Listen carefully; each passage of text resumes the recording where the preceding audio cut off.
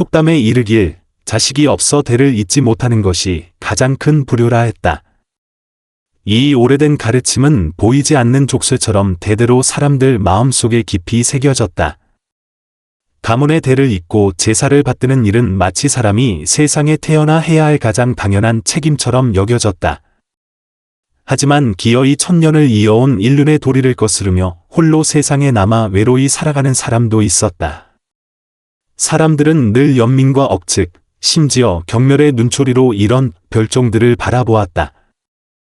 그들의 말년은 쓸쓸할 것이며 죽은 뒤에는 제사 지내줄 이 하나 없는 외로운 영혼이 되어 끝없는 고통과 추위 속으로 떨어질 것이라고 단언했다. 하지만 세상의 인과가 정말 사람들이 생각하는 것처럼 그리 간단하고 명료할까? 아내도 자식도 없는 사람이 생의 마지막에 이르렀을 때 저승의 문 뒤에서 그를 기다리는 것은 과연 세상 사람들이 예언한 비참한 결말일까? 아니면 모든 이의 상상을 뒤엎는 경악할 만한 과보일까? 그 답은 아마 우리가 상상할 수 있는 모든 것을 뛰어넘어 훨씬 더 충격적일지도 모른다. 살구꽃 마을의 아침은 언제나 첫 새벽의 굴뚝 연기와 펑목수의 대패질 소리와 함께 시작되었다. 펑목수의 본명은 펑경덕이었지만 마을 사람들 중 그를 그렇게 부르는 이는 거의 없었다. 그가 중년의 나이에 마을로 이사와 작은 목공소를 차린 후부터 사람들은 반평생을 펑목수, 펑목수 하고 불렀다. 이제 펑목수의 귀밑머리는 세월에 하얗게 물들었고 얼굴의 주름은 그가 나무에 새긴 나뭇결처럼 한 줄 한 줄의 이야기가 담겨 있었다. 그의 목공소는 마을 서쪽 끝에 자리했다. 작은 가게 앞에는 늘 좋은 목재 몇 개가 쌓여 있어 은은한 소나무나 녹나무 향기가 풍겼다. 펑경덕의 솜씨는 온 마을이 인정했다.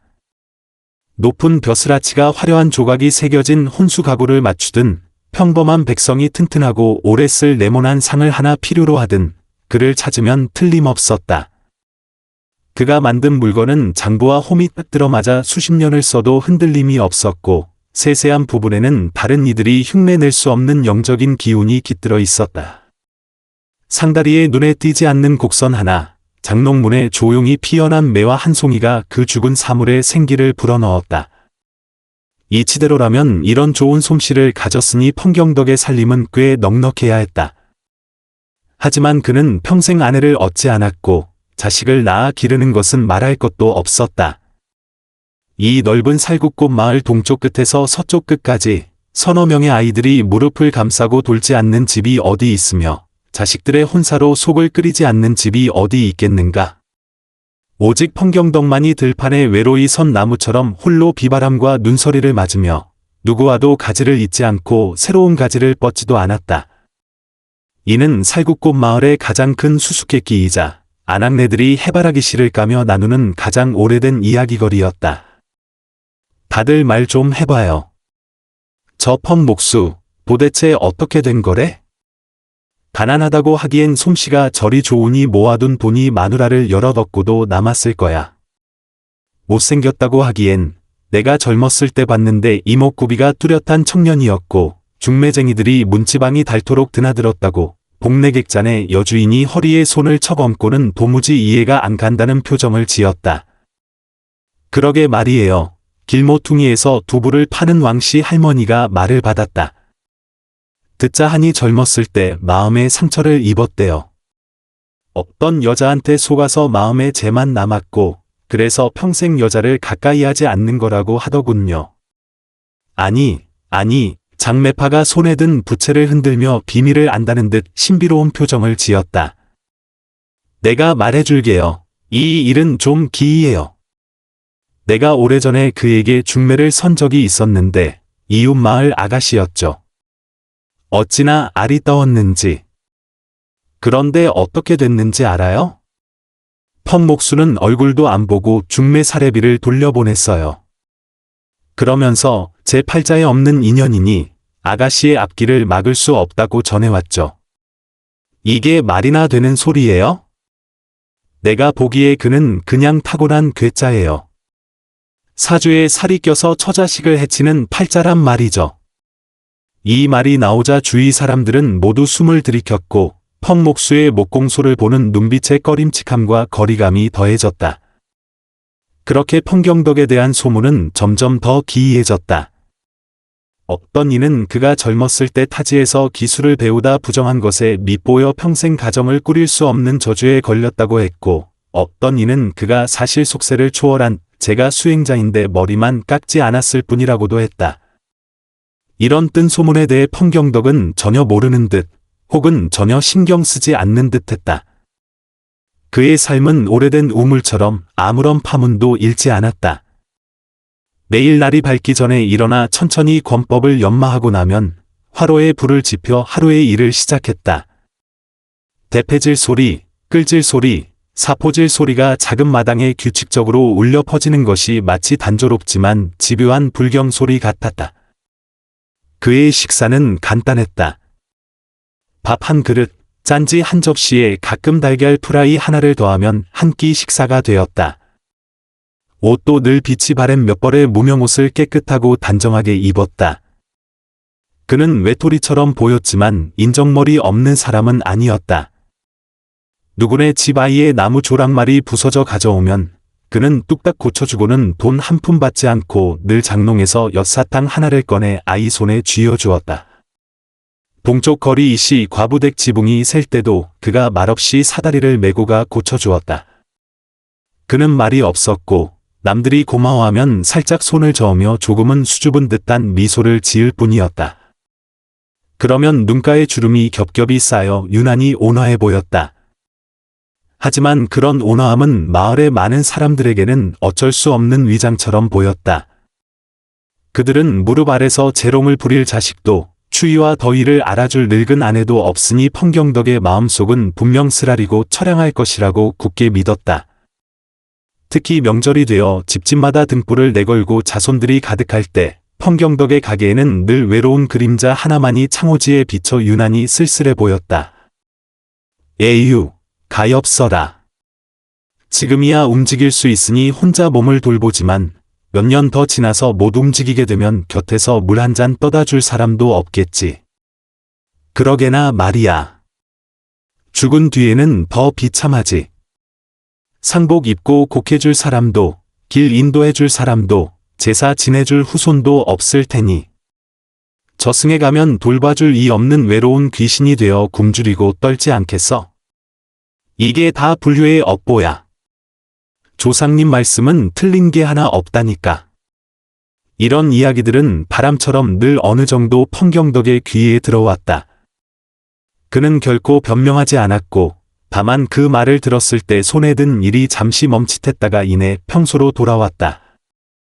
그저 흐리지만 여전히 맑은 그의 두 눈에 남들이 읽을 수 없는 슬픔 같기도 하고 체념 같기도 한 복잡한 빛이 스쳐 지나갈 뿐이었다. 펑경덕의 옆집에는 젊은 부부가 살았다. 남자의 이름은 이문헌으로 몇 년째 과거에 낙방하고 마을 서당에서 훈장 노릇을 하는 몰락한 선비였다. 아내는 소시로 온화하고 현숙하며 음식 솜씨가 좋았다. 두 사람은 혼인한 지 3년이 되었지만 아이가 없어 신에게 빌고 부처에게 비는 일이 잦았다. 어쩌면 똑같이 온전하지 못한 처지라서 그랬을까. 이문헌 부부는 펑경덕에게 늘 조금 더 친근함과 이해심을 보였다. 소씨 부인은 종종 음식을 좀 더 만들어 남편 편에 펑경덕에게 가져다 주었다.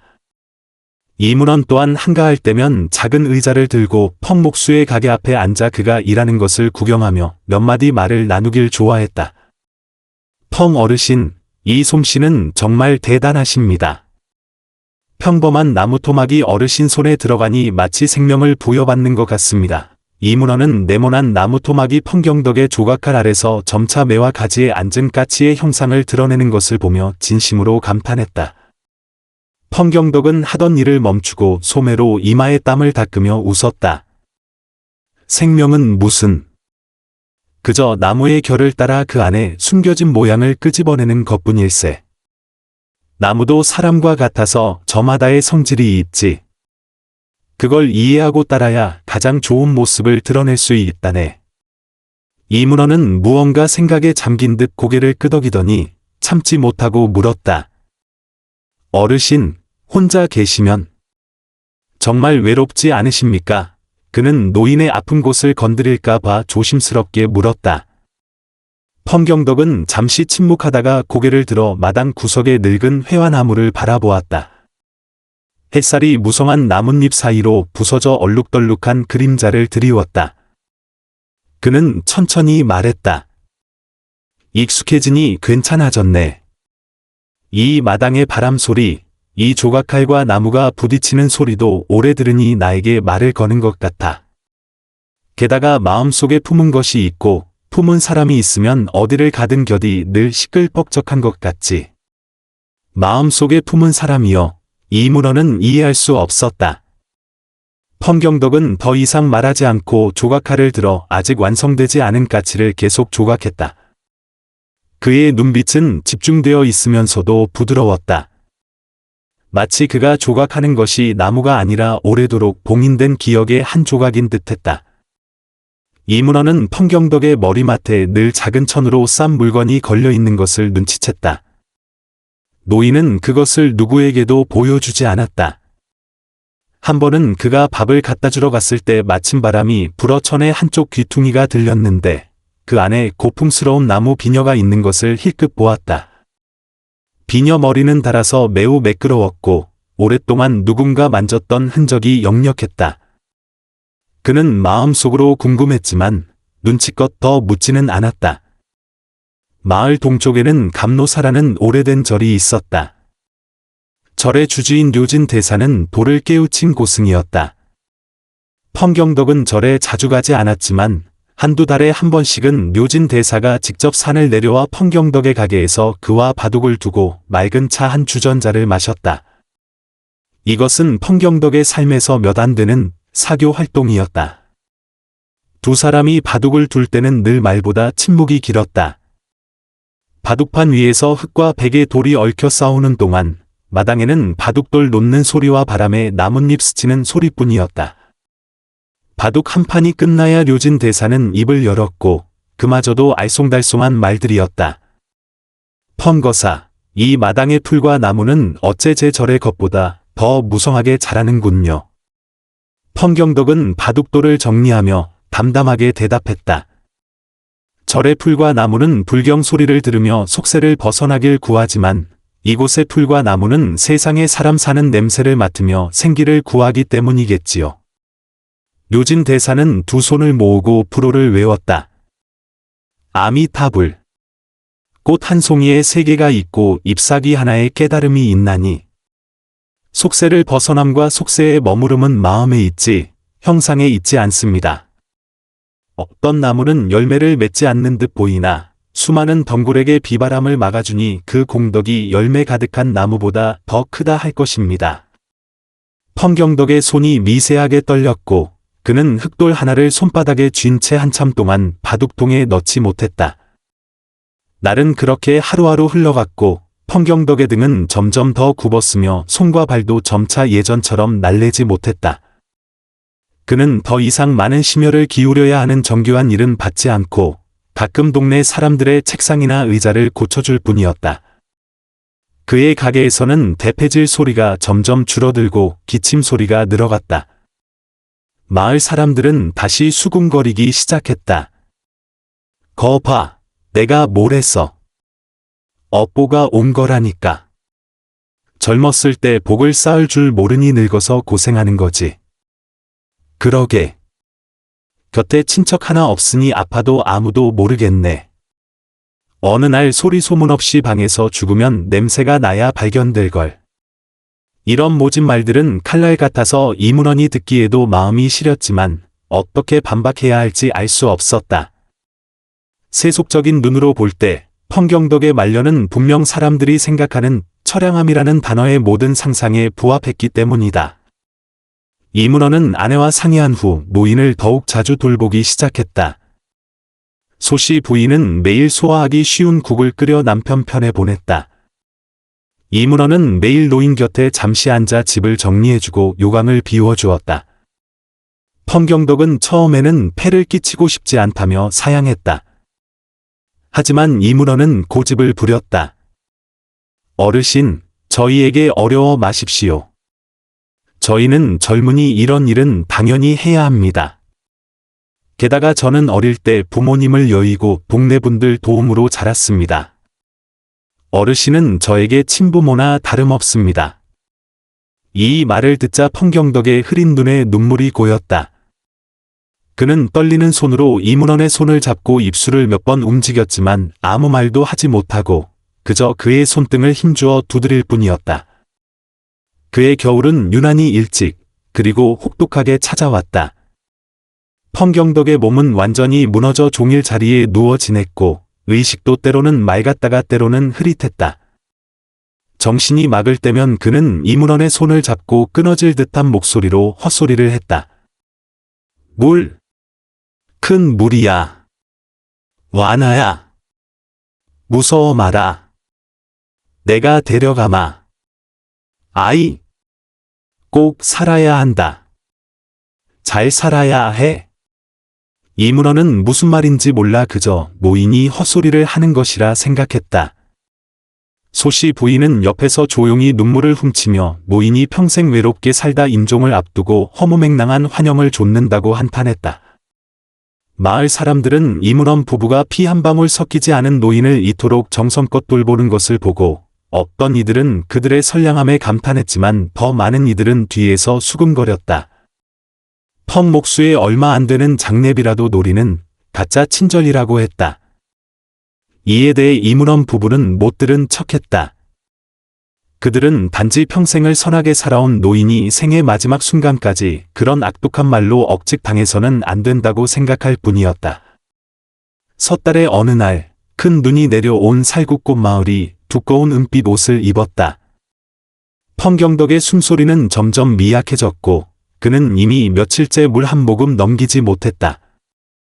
묘진 대사가 소식을 듣고 눈보라를 헤치며 달려왔다. 그는 방 안의 모든 사람을 물리고 이문원만 남게 했다. 대사님, 이문원은 침상 위에서 신락 같은 숨을 내쉬는 노인을 보며 목이 메었다. 묘진 대사는 한숨을 쉬고 침상 곁에 앉아 펑경덕의 앙상한 손을 가만히 잡고 낮은 목소리로 심경을 외웠다. 이상하게도 경을 외는 소리 속에서 깊은 혼수 상태에 빠져있던 펑경덕이 천천히 눈을 떴다.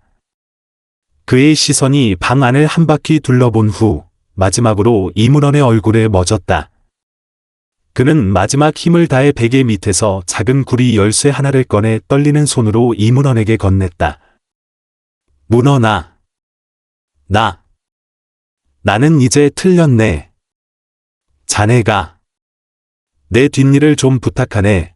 그의 목소리는 바람 앞의 촛불처럼 언제라도 꺼질 듯했다. 가게. 안쪽 방. 장례목 괴짝. 열쇠. 자네에게 주겠네. 이문원은 눈물을 머금고 열쇠를 받았다. 열쇠에는 노인의 체온이 남아 있었지만 쇠처럼 차가웠다. 어르신, 괜찮아지실 겁니다. 그런 말씀 마세요. 펑경덕은 오히려 웃었다. 그 미소는 전례 없이 평온하고 해탈한 듯했다. 그는 창밖에 흩날리는 눈을 바라보며 나지막이 말했다. 눈이 오는구나. 참 좋다. 깨끗해.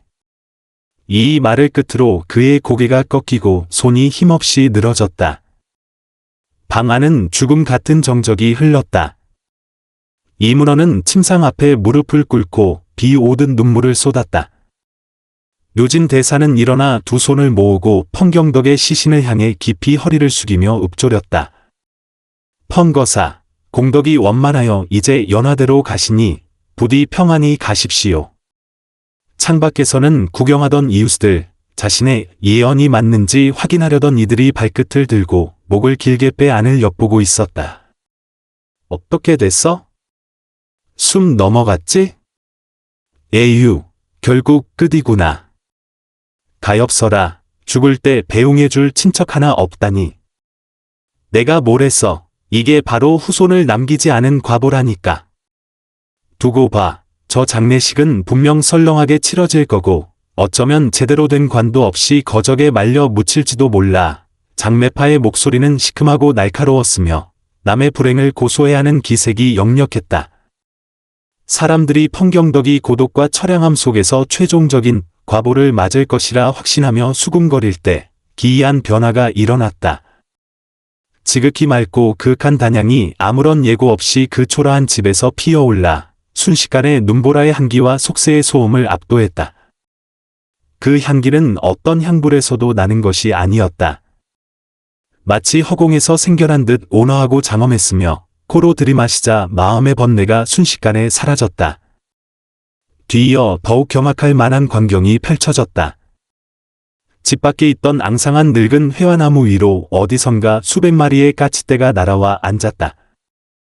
그들은 슬피 울지 않고 오히려 가지 위에서 뛰놀며 즐겁게 지저귀었고 그 맑은 소리는 살굽고 마을 절반을 울렸다. 눈이 그치고 황금빛 햇살이 구름을 뚫고 정확히 펑목수의 작은 집 지붕에 쏟아지자 집 전체가 마치 성스러운 빗무리에 휩싸인 듯했다. 모든 사람이 그 광경에 넋을 잃고 입을 떡 벌렸다. 장매 파는 겁에 질려 손에 든 해바라기 씨를 땅에다 쏟았다. 이게 무슨 조짐이야? 외로운 귀신 가는 길에 저런 법이 어디 있어? 설마 혼인도 않고 자식도 없이 살다 죽은 사람의 과보가 저런 것이란 말이야? 이문헌도 집 밖의 기이한 현상에 놀라 차가운 구리 열쇠를 꽉 쥔 채 멍하니 서 있었다. 묘진 대사가 그에게 다가와 어깨를 두드리며 차분하고 깊은 목소리로 말했다. 가보게. 괴짝을 열어보게나. 펑거사의 한평생 인과가 그 안에 있네. 그의 후손도 이제 그를 집으로 모시러 와야지. 후손이여. 이문헌이 망연자실한 표정으로 대사를 바라보았다. 펑 어르신은 후손이 없으신데요. 묘진 대사는 희미하게 미소 지을 뿐 더 이상 말하지 않고 청하는 손짓을 했다. 이문헌은 온 마음 가득한 의문과 슬픔을 안고 안쪽 방으로 들어갔다.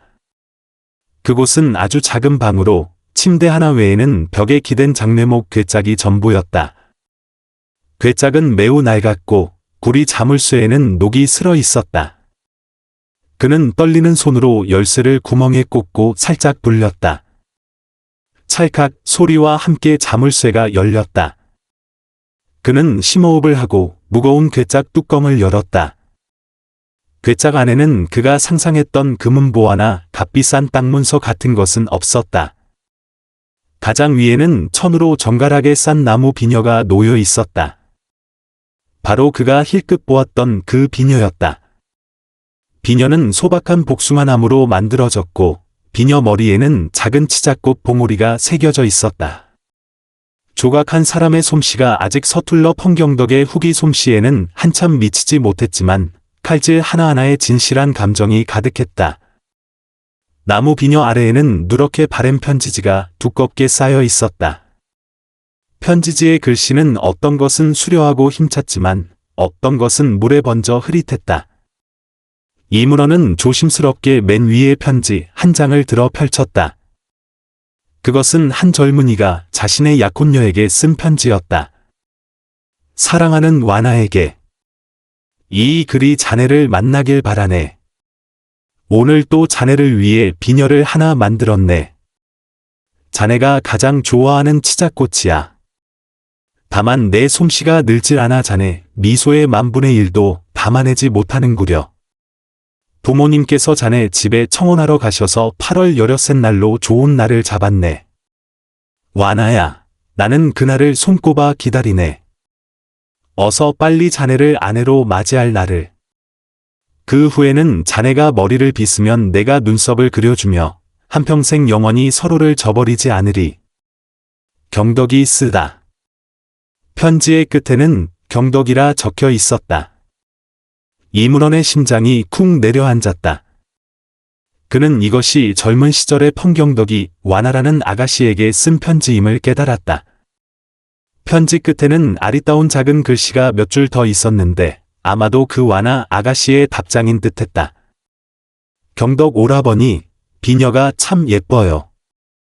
마음에 들어요. 제 머리가 허리까지 길면 오라버니의 아내가 되어도 좋을까요? 문답이 종이 위에 생생하게 살아 있었다. 젊은이들의 순수하고 아름다운 사랑은 수십 년의 세월을 뛰어넘어 여전히 마음을 따뜻하게 했다. 이문헌은 한 장 한 장 편지를 읽어 내려갔다. 편지에는 그들의 사랑 이야기가 점점이 기록되어 있었다. 봄날의 꽃구경부터 여름밤의 달구경, 그리고 미래의 삶에 대한 꿈까지. 펑경덕은 그녀를 위해 세상에서 가장 아름다운 혼수 가구를 손수 만들어주겠다고 약속했고, 와나는 그를 위해 가장 따뜻한 겨울옷을 지어주겠다고 했다. 글자 사이사이에는 미래에 대한 기대와 행복이 가득했다. 하지만 이문헌이 뒤쪽에 몇 통의 편지를 읽었을 때 편지지 내용은 급격히 어두워졌다. 글씨는 거칠고 황급해졌으며 여러 곳이 눈물에 번져 있었다. 나의 아내 와나에게. 하늘에서 큰 물이 내려 강둑이 터졌네. 현성은 이미 망망대해가 되었어. 나와 부모님은 다행히 산비탈로 피했지만 자네와 장인, 장모님은 무사하신지 모르겠네. 내 마음은 타들어가고 밥도 넘기지 못하네. 그저 홍수가 빨리 물러가 자네를 찾으러 갈 수 있기만을 바랄 뿐, 자네가 무사하다면 그것이 내 평생 가장 큰 행복일세.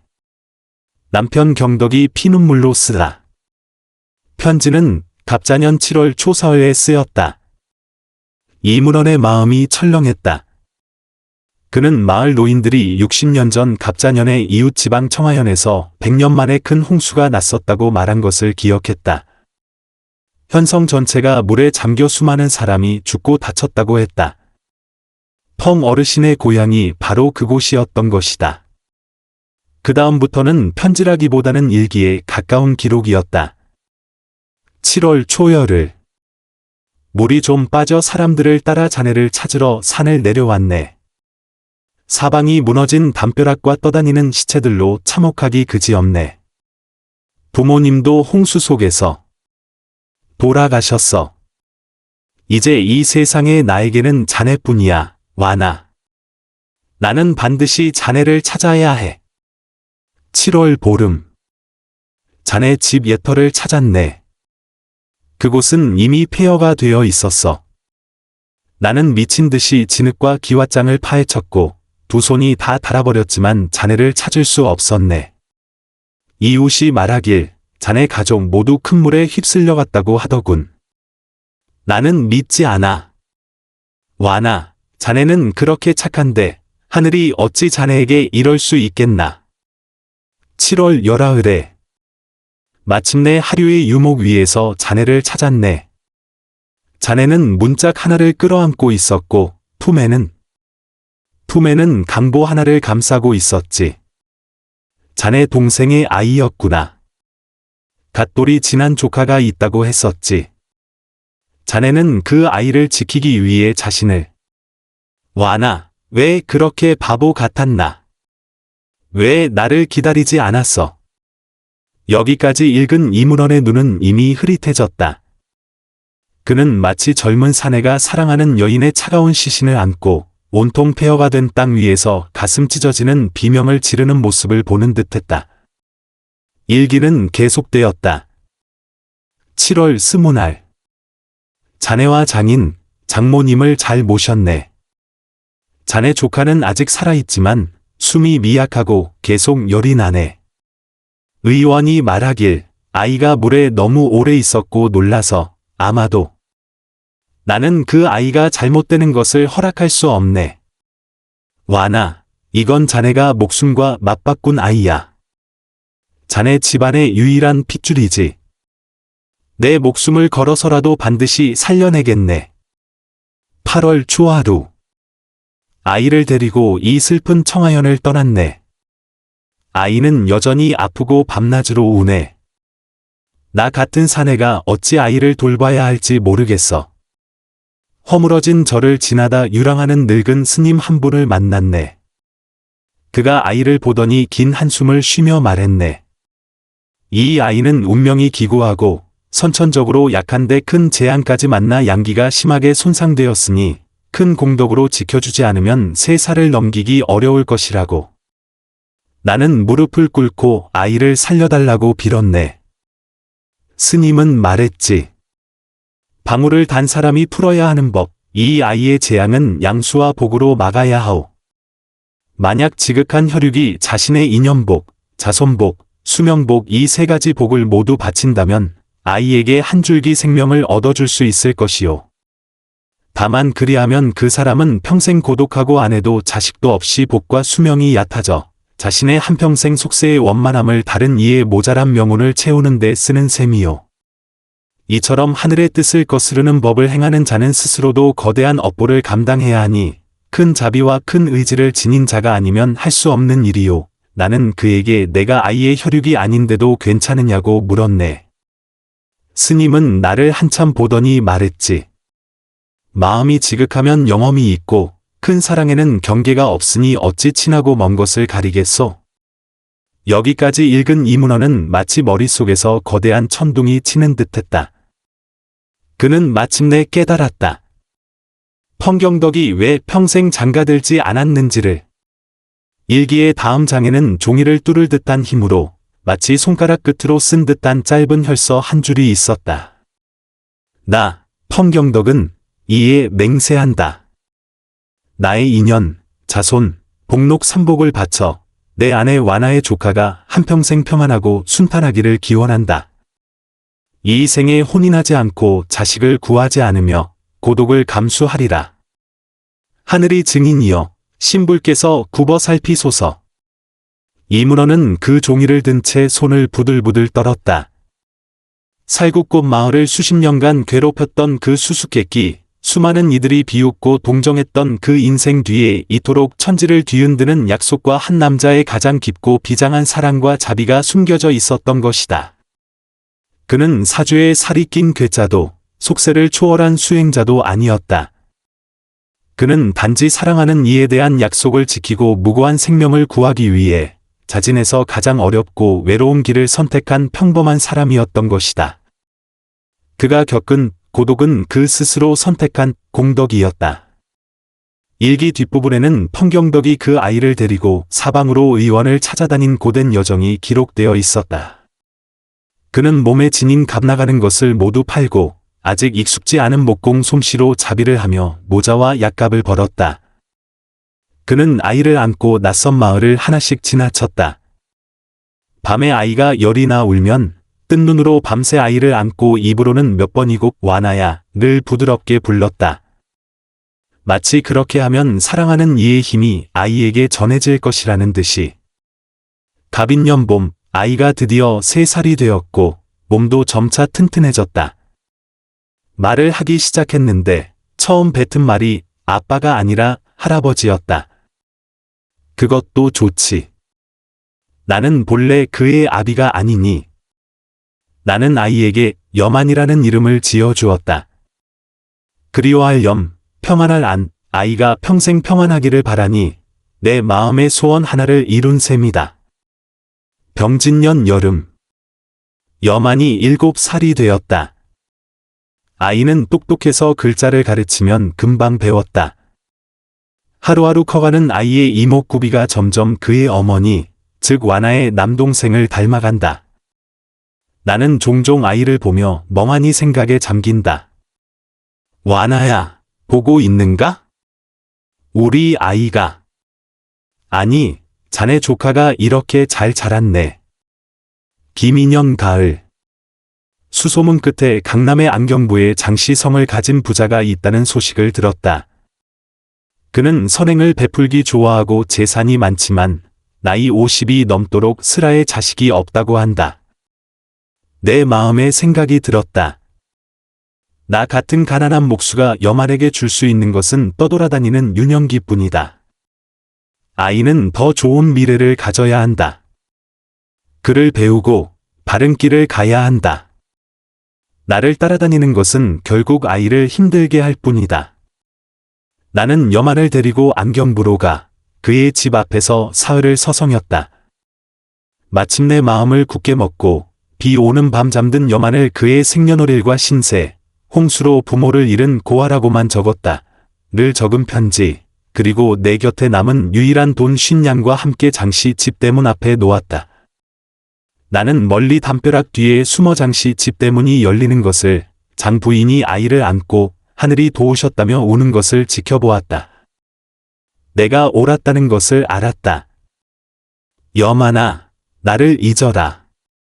너 자신의 부귀영화를 찾아 내가 본래 살았어야 할 삶을 살아라. 안경부를 떠나던 날, 나는 몇 번이고 뒤를 돌아보았다. 나는 스스로에게 말했다. 펑경덕, 너는 완아에게 한 약속을 지켰다. 이제부터 너는 아무런 미련 없는 목수일 뿐이다. 너의 인생은 이미 끝났다. 일기는 여기서 한참 동안 중단되었다. 그 후에 필체는 다른 공책으로 바뀌었고 훨씬 차분해져 있었다. 경신년. 나는 살구꽃 마을까지 흘러들어왔다. 이곳은 산수가 수려하고 인심이 순박하여 이미 홍수에 잠긴 고향과 많이 닮았다. 나는 이곳에 남기로 결심했다. 나는 스스로에게 펑경덕이라는 이름을 주었다. 도의를 공경하고 덕행을 지킨다는 뜻이다. 나는 목공소를 열고 이로써 생계를 이었다. 지난 일은 연기 같으니 다시 꺼낼 필요가 없다. 그 후의 일기는 자잘한 기록들이었다. 오늘 무슨 일을 했는지, 내일 날씨는 어떠할지 가끔 한두 마디 감회가 섞여 있었다. 또 8월 여럿셋 날이구나. 완아야, 잘 지내는가? 자네를 위해 새 비녀를 하나 만들었네. 여전히 치자꽃이야. 자네가 받을 수 없다는 걸 알지만 그저 내 스스로의 생각일 뿐이네. 듣자 하니 안경부의 장씨 집안은 그동안 사업이 점점 더 커져 다리도 몇 개 놓고 길도 몇 개 닦아 원근에 이름난 대선행가가 되었다고 한다. 그들의 아들은 더욱 대단하여 젊은 나이에 과거의 급제에 지금은 도성에서 벼슬을 하고 있다고 한다. 참 좋구나. 참 좋아. 옆집에 새 이웃이 이사 왔다. 아주 선량한 젊은 부부다. 그 젊은이는 문헌이라고 한다. 왠지 모르게 그를 보면 마음이 참 편안해진다. 마지막까지 읽은 이 문헌은 더 이상 참지 못하고 소리 내어 울기 시작했다. 그는 울면서 소매로 편지지를 닦았다. 자신의 눈물이 노인의 심혈을 더럽힐까 두려워서였다. 그런 것이었군요. 그런 것이었군요. 그는 나지막이 중얼거렸다. 바로 그때 그는 일기 마지막 장에서 자신의 온몸을 뒤흔드는 작은 글씨 한 줄을 발견했다. 여만이 나를 떠날 때 나는 아이의 속삭이 안에 자가 새겨진 작은 복숭아나무 패를 꿰매 넣어주었다. 완아의 비녀를 만들고 남은 나무로 만든 것이었다. 부디 그 나무 패가 아직도 있을지. 이 문헌은 마치 번개에 맞은 듯 품속에서 20년 넘게 몸에 지니고 다닌 호신부를 꺼냈다. 그것은 붉은 실에 꿰인 이미 검붉고 반질반질해진 복숭아나무 패였다. 오랫동안 몸에 지녀 위의 글자는 조금 흐릿해졌지만 자세히 보면 여전히 뚜렷한 자임을 알아볼 수 있었다. 이 나무패는 그의 할아버지가 아버지에게, 아버지가 다시 그에게 물려준 것이었다. 할아버지는 이것이 조상 대대로 큰 재난을 겪을 때 이름 모를 은인이 주신 것으로 이시 가문의 갑오이며 평안을 지켜준다고 했다. 그의 할아버지는 본래 이씨가 아니라 장씨였으며 바로 그 안경부 장씨 집안의 양자였다. 후에 할아버지는 생모 가문의 양육의 은혜에 감사하고 그 홍수를 기억하기 위해 자신의 아들 중 하나에게 본래 성씨로 돌아가게 했다. 다만 원래 성을 쓰지 않고 나무, 목의 아들, 자이라는 뜻을 기려 성을 리로 바꾸었다. 이름 모를 아마도 목수였을 그 은인을 기념하기 위해서였다. 그리고 그 이문헌은 바로 그 성을 바꾼 아들의 후손이었던 것이다. 쿵 하는 소리와 함께 모든 단서가 이문헌의 머릿속에서 하나로 이어졌다. 펑경덕이 구해낸 그 아이, 장여만이 바로 그의 증조할아버지였던 것이다. 그가 지금껏 피 한 방울 섞이지 않은 그저 선한 마음으로 돌봐왔다고 생각했던 그 노인이 바로 그들 가문 전체를 다시 일으켜 세운 은인이었던 것이다. 그는 후손이 없었던 게 아니다. 자기 자신, 자신의 아버지, 자신의 할아버지, 무성하게 뻗어나간 이씨와 장씨 가문 전체가 모두 그의 후손이었던 것이다. 이 대물림은 어떤 혈연적 계승보다도 훨씬 더 무겁고 위대했다. 어르신, 은인.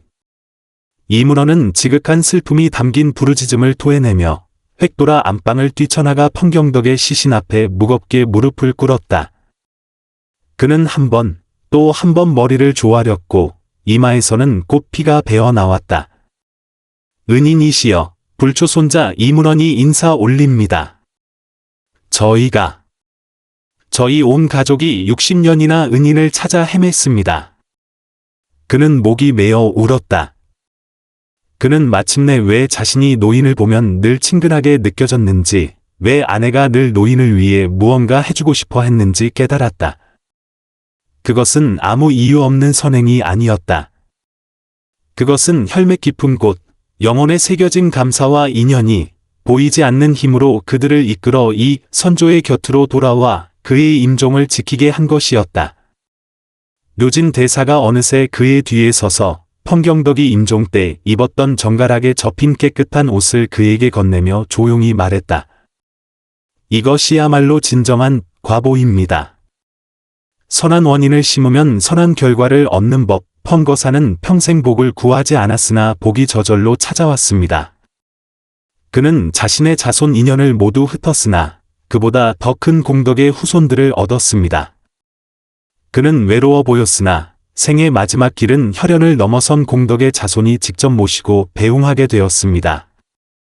세상 사람들은 대를 잇는 것만이 효라고 알지만 큰 자비로 타인의 혈맥을 잇는 것이야말로 위없는 공덕임을 모릅니다. 이것이 바로 불교에서 말하는 무연대자, 봉체대비입니다. 이문어는 눈물 어린 눈으로 묘진 대사를 바라보고 다시 침상 위에서 잠든 듯 평온한 펑경덕을 보았다. 마음속에는 슬픔과 충격이 뒤섞였다. 그는 즉시 사람을 보내 말을 달려 안경부의 장씨 본가의 소식을 전했다. 동시에 그는 중한 효자손의 신분으로 펑경덕의 장례를 치르기 시작했다. 살구꽃 마을 사람들은 모두 넋을 잃고 바라보았다. 그들은 왜 한낱 서당 훈장이 피 한 방울 섞이지 않은 외로운 목수를 위해 상복을 입고 부자간의 예를 행하는지 이해할 수 없었다. 펑경덕을 비웃었던 사람들은 이제 모두 입을 다물고 서로 얼굴만 쳐다보며 마음속의 의욕과 약간의 불안감을 느꼈다. 자신들이 완전히 틀렸다는 것을 감지한 것이다. 사흘 뒤 안경부에서 온 마차들이 살구꽃 마을의 좁은 길을 가득 메웠다. 앞장선 사람은 현재 장씨 가문의 족장으로 이른에 가까운 나이에도 정정한 노인이었다. 그는 바로 장여만의 친아들이자 이문원의 작은 할아버지였다. 그가 이문원의 손에서 그 누런 편지지와 일기를 받아들고 봉인되었던 과거사를 읽었을 때 온갖 풍파를 겪은 이 노인은 그 자리에서 눈물을 쏟으며 펑경덕의 영정 앞에 길게 엎드려 하늘이 울릴 듯 통곡했다. 은인이시여, 저희 장씨 가문이, 이씨 가문이, 모든 후손이 마침내 당신을 찾았습니다. 진상이 천하에 드러났다. 온 살구꽃 마을이 떠들썩했다.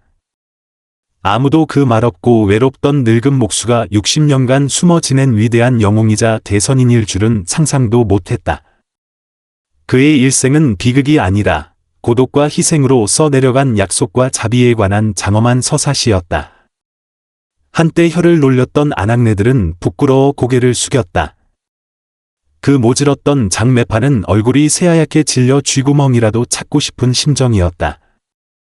그들은 마침내 자신들이 얼마나 세속적이고 얄팍한 눈으로 고귀한 영혼을 가진 사람을 함부로 재단했는지 깨달았다. 그들이 예언했던 비참한 과보는 펑경덕의 위대한 선행 앞에서 천하의 웃음거리가 되었다. 펑경덕의 발인 날, 살구꽃 마을은 온 주민이 거리로 나왔다. 장래 행렬은 마을 서쪽 끝에서 동쪽 끝까지 이어졌다. 그의 관을 맨 사람들은 장씨와 이씨 가문에서 온 건장한 청년 8명이었다. 그의 길을 인도하며 봉의를 깬 사람은 바로 공덕의 현손 이문헌이었다. 그 뒤로는 상복을 입은 검은 물결의 자손들이 따랐다. 행렬 맨 앞에서는 묘진 대사가 법구를 들고 직접 그의 넋을 기리는 경을 외웠다. 그 단양의 맑은 기운과 까치들의 즐거운 울음소리가 다시 천지 사이에 울려 퍼지는 듯했다. 마을 사람들은 자발적으로 길가에 서서 이 존경받아 마땅한 노인의 마지막 길을 묵묵히 배웅했다. 그들은 마침내 깨달았다. 한 사람의 가치는 그가 혈육 후손을 남겼는지에 있는 것이 아니라 그가 이 세상에 무엇을 남겼는지에 있다는 것을. 펑경덕은 아들을 남기지 않았지만 세상 사람들을 일깨우고 존경하게 할 만한 전설을 남겼다. 그의 과보는 죽은 뒤 제사밥을 얻어먹는 것이 아니라 수많은 사람의 마음속에 불멸의 기념비를 세운 것이었다. 그의 제사는 자손이 이을 필요가 없었다. 그의 선행 자체가 가장 찬란하고 영원한 향불이 되어 사람들의 마음을 비추고 덕행을 전하며 천년이 지나도 꺼지지 않을 것이기 때문이다. 펑경덕의 일생은 불효 중에 자식이 없는 것이 가장 크다는 옛 가르침에 대한 배반처럼 보이지만 실은 인애와 신이라는 더 거대한 인류의 미덕에 대한 극치적인 해석이었다. 그는 혈연이라는 작은 자아에 얽매이지 않고 한평생의 고독으로 생명의 큰 사랑을 완성했다. 이른바 과보란 결코 단순한 선악의 응보도 사후 세계의 허무한 광경도 아니다. 그것은 사람들의 마음이 향하는 곳에, 덕행이 흐르는 곳에 나타난다. 펑경덕은 혈육 자손을 남기지 않았지만 그가 구해낸 아이가 이룩한 번성한 가문과 그의 덕행에 감화된 모든 이들이 바로 그의 정신적 후예였다. 이것이야말로 어쩌면 한 사람이 혼인도 않고 자식도 없이 평생을 바쳐 선을 행한 뒤에 얻을 수 있는 가장 진실하고 가장 충격적인 과보일 것이다. 그의 생명은 이미 씨앗이 되어 더 넓은 세상에서 꽃을 피우고 열매를 맺어 그 복이 오래도록 이어질 것이다.